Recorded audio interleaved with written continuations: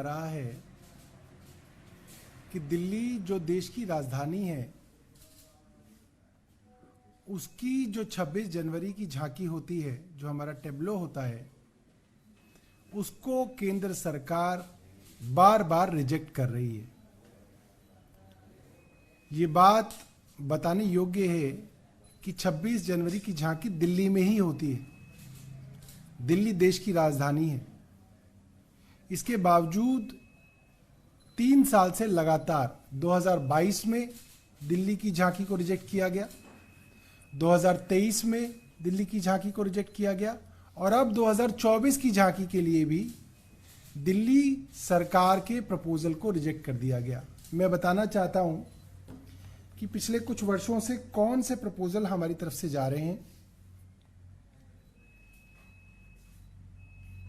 2022 में रिजॉल्व 75 करके टॉपिक था, उसके ऊपर हमारा डिजाइन दूसरे राउंड की मीटिंग में रिजेक्ट कर दिया गया। 2023 में नारी शक्ति विषय था, उसमें भी हमारा डिजाइन रिजेक्ट कर दिया गया और 2024 में विकसित भारत क्राइटेरिया था, उस पर भी दिल्ली सरकार के आइडिया को रिजेक्ट कर दिया गया। अब कल कुछ भारतीय जनता पार्टी के लोग कह रहे थे कि वो तो टॉपिक पे डिपेंड करता है, तो ये जो टॉपिक है, जो विषय है, वो केंद्र सरकार ही देती है। उस केंद्र सरकार के विषय पे जो राज्य हैं वो अपनी झांकी का प्रपोजल देते हैं, डिजाइन देते हैं, 3D डिजाइन देते हैं और केंद्र सरकार उस प्रपोजल को लगभग बदलती भी है।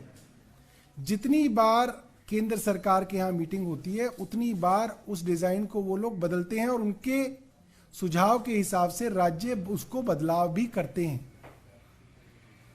तो ये तो कोई कह ही नहीं सकता कि ये डिजाइन का कंपटीशन होता है। ये कोई कंपटीशन नहीं होता। उन्होंने हमारे डिजाइन में कुछ सुझाव दिए थे, हमने वो सुझाव मान लिए थे। अगर वो और सुझाव देते तो वो सुझावों पे भी हम लोग विचार करते।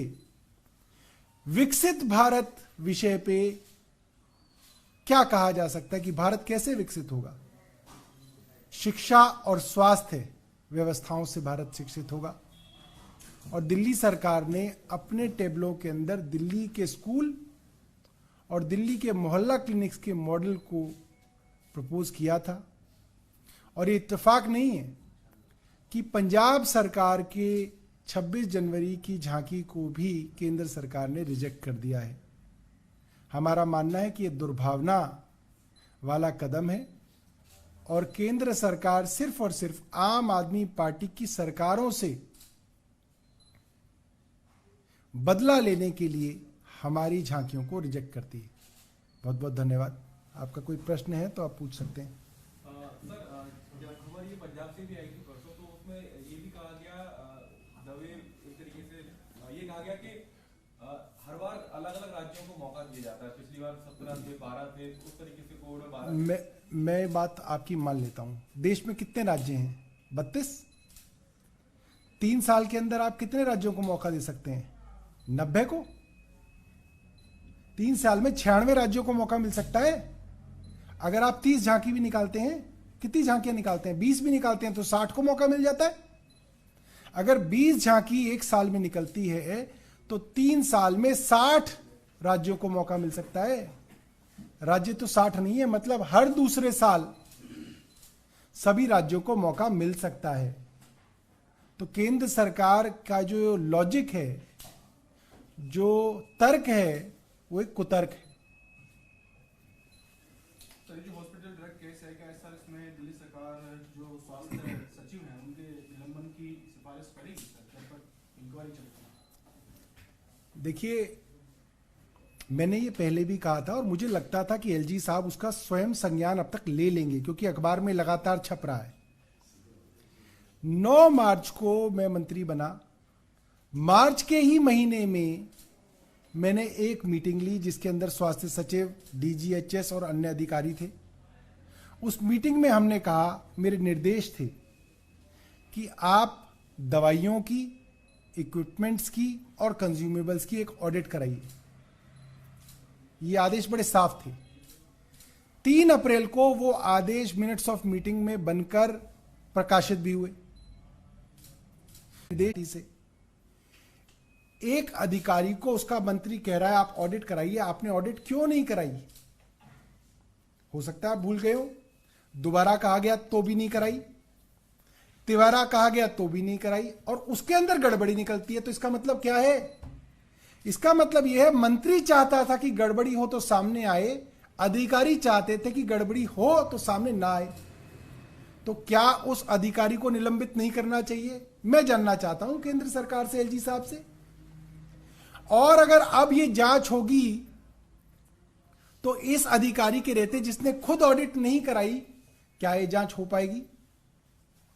क्या ये ठीक जांच होगी?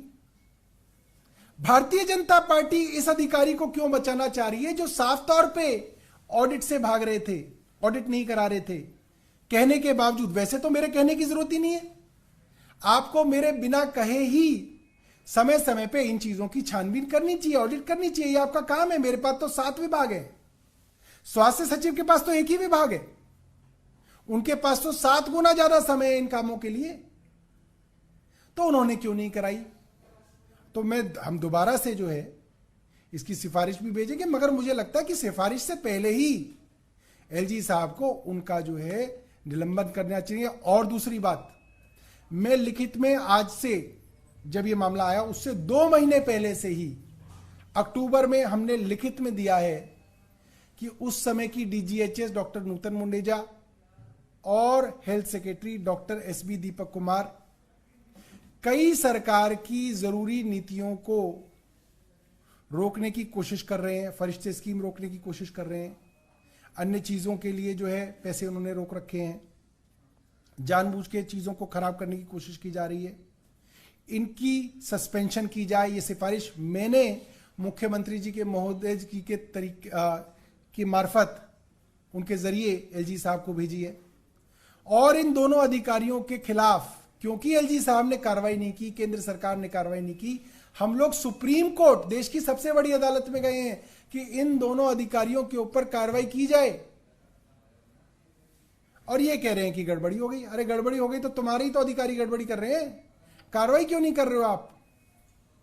तो मैं तो हैरान हूं कि एलजी साहब को क्या मेरी चिट्ठी की जरूरत है? उन्हें कार्रवाई अब तक कर देनी चाहिए। एक चिट्ठी में लिख चुका हूं और दोबारा जो है हम इसकी सिफारिश करेंगे, बहुत जरूरी बात है।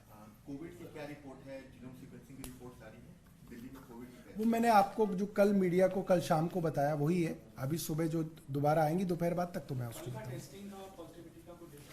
वो जो आपको कल शाम को जो मैंने बताया वही है अभी तो। अब जब आज शाम को आएगा तो मैं बताऊंगा।